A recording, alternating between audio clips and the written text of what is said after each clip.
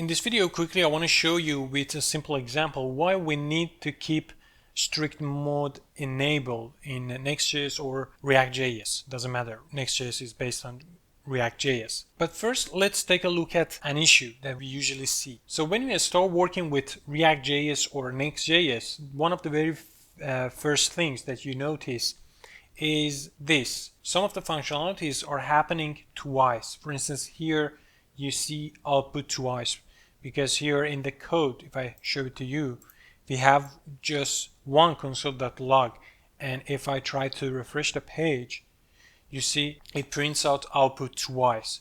Also, when I take a look at network here, you can see that this fetching here happening twice. So when we start working with ReactJS or NextJS, we think that this is a mistake and there is something wrong. But there is nothing wrong with the application and everything's fine here. And this is because of something called strict mode. And basically strict mode practically renders everything twice, runs everything twice to make sure that everything works fine. And actually in the end, if there is something wrong with the application, with the code you wrote, it's just gonna make it obvious for you to understand it. But I'll explain this with an example later. But for now, let's fix this issue quickly. So the easiest way to do that is just disable the strict mode. You can just do it in Next.js in next.config.mjs file here. So in next.config, you just need to add React strict mode to false. By default, it's going to be true all the time. But when you put it false, it's going to disable React strict mode. So now if I try to refresh again, you see that I get output once. Also same thing for fetching the API. So now everything looks good and we think that we just solved the problem. But actually, by disabling strict mode, we're creating more problems. And I will show it to you with one example. It's not limited to just this example, but this example is good enough to show you why we need strict mode.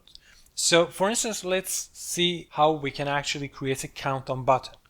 So if I want to take a look at this page here I have, so this is the main page, and for blog, actually it just includes one component. It's post client, and post client basically here I fetch data. It doesn't matter. I want to replace this post client with another component. I want to replace it with count button.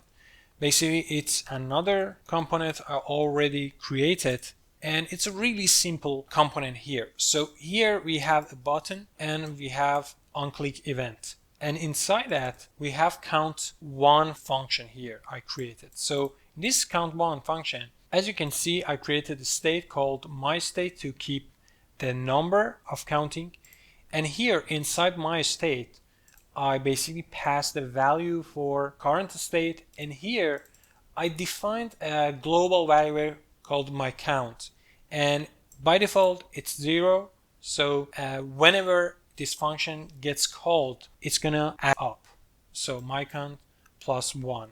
And then I return myCount. So my state will be myCount. And then I call it here, and then I also show my state here in the button. So if I try to click on this, you can see that it works really well.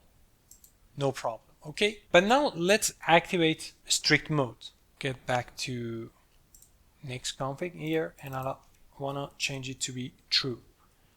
And now if I refresh and if I try to count now 1, 4, 6, 8. So as you can see, every time that I push the button, it's going to be +2 every time. This is a side effect actually. And we notice that because of having strict mode enabled. Without that, we wouldn't notice it. When we see something like this in the code, you need to understand that there is something wrong with your code. So if you see something like this, and if you go and disable that, it doesn't solve the problem. You're just ignoring the problem already here. So for the development time, it's really important that you have this strict mode true. That way you make sure that your code works fine. Now when I have a strict mode enabled, when I see something strange in the code, like this number here, I understand that I used wrong function. I should change my way. I need to try best practices. So for instance here, I know that there is something wrong with my code. And the problem here is that I'm using a global count and I don't need it because I already have state. So if I get rid of this, and also here, I just need to increase my current state. So that would be just C plus 1. That's all we need to do. So now if I try to refresh and count again, 1, 2, 3, 4. And the good news is that strict mode is enabled. So now I understand that everything works fine in my code. This is not only the benefit of having strict mode enabled, but this is show you why we need that. So if there's something strange other than this console, if it's printing things twice, doesn't matter. If it's calling things twice, doesn't matter. As long as the end result is fine, that's okay. You don't need to touch strict mode. And one thing I need to tell you that for the development, it's important that you have a strict mode enabled. But for the production, you don't need it, and actually it's going to be disabled by default when you push it to production. So it's just for development purposes, and it's good to have it always enabled. So that's all I wanted to tell you in this video. I hope you enjoyed this. Please hit the subscribe button to not miss the upcoming videos, and please hit the like button if you enjoyed this video. Thank you. Bye bye.